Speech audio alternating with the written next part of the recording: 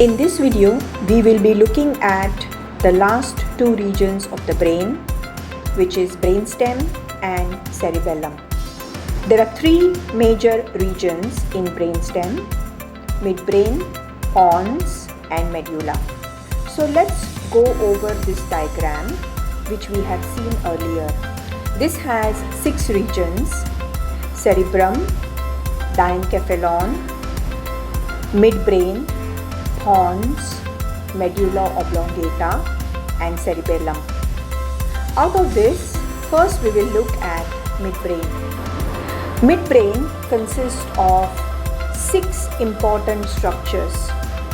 So let's start with the first one.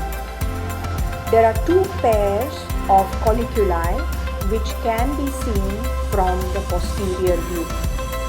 These colliculi are sensory nuclei.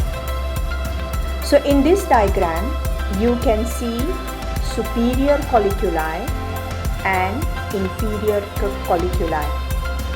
Please note this is posterior view of midbrain. So these 2 colliculi are related to reflexes. Superior colliculi is related to visual reflex. Inferior colliculi is related to auditory reflex. Superior colliculi causes the reflex movements of eyes, head, neck in response to a visual stimuli, for example, a bright light. Whereas the inferior colliculi initiates reflex movement of eyes, head and neck in response to auditory stimuli, example, loud noise. In simple words, whenever there is a loud noise, your reflex reaction is to turn your head, eyes and neck in the direction of the loud noise, and this is done by the 2 colliculi. The next structure in the midbrain is cerebral aqueduct. Cerebral aqueduct is the passageway for cerebrospinal fluid, and that's in the central cavity. So now you are looking at cerebral aqueduct. Next we will look at cerebral peduncles, and these are present on ventrolateral surface of the midbrain. You can see from this diagram, this is an anterior view of the midbrain, and the cerebral peduncle is labeled. Now these cerebral peduncle contains motor fibers that are descending from the cerebrum to the other parts of the brain. The next structure is reticular activating system, also known as RAS. So RAS is responsible for attentiveness and wakefulness. In this diagram, you are not able to see the RAS, but you are able to see the other midbrain nuclei, which is the 5th structure that we are supposed to see. These midbrain nuclei are substantia nigra and red nucleus. These 2 structures are responsible for involuntary movements. Midbrain also contains nuclei for cranial nerves number 3 and number 4. Now in the later videos, we will look at cranial nerves, and we have 12 cranial nerves. The next structure in the brainstem is pons. The meaning of the word pons is bridge. So it is the bridge that links the cerebellum with brainstem and the spinal cord. In this diagram, you can see pons, which is between the midbrain and the medulla oblongata. Pons contains respiratory centers and also the nuclei for cranial nerves number 5, 6, 7 and 8. The next structure in the brainstem is medulla oblongata.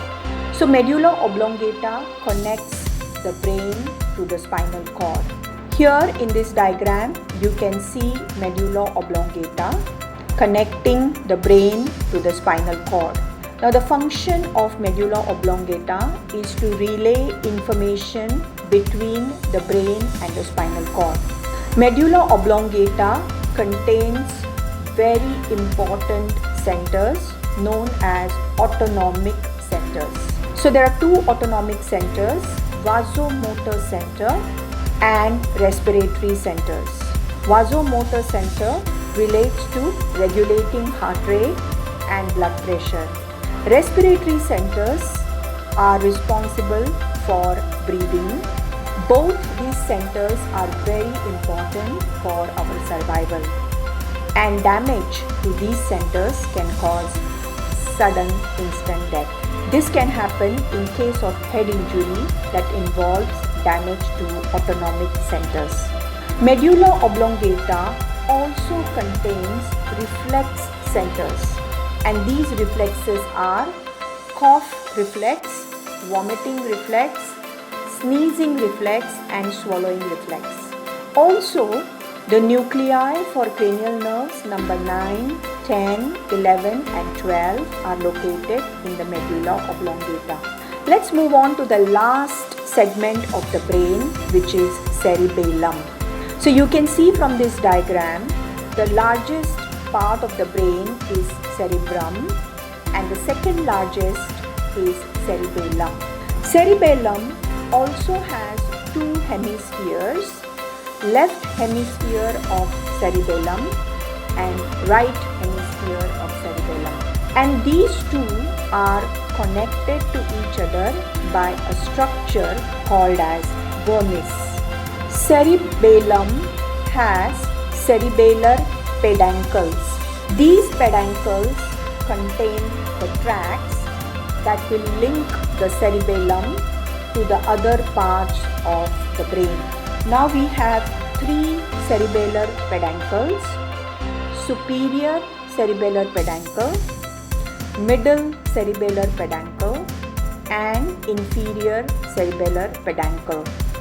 So these three together will link the cerebellum to the rest of the brain. As similar to cerebrum, the outer layer of the cerebellum is known as cerebellar cortex. The inner white matter, which is located in the cerebellum, is known as arbor vitae. This arbor vitae is branched and has a tree-like appearance. So it resembles like fern. Cerebellum has two important functions: adjusting postural muscles to maintain the balance and the equilibrium. So as we are standing or we are sitting, there is a constant need to maintain the balance and the equilibrium. This is done by cerebellum. Cerebellum also programs, fine-tunes and smoothens the involuntary and voluntary movements. Example, riding a bicycle or playing a musical instrument. These repetitive learned movements are fine-tuned by cerebellum. But please note, cerebellum does not initiate the movement.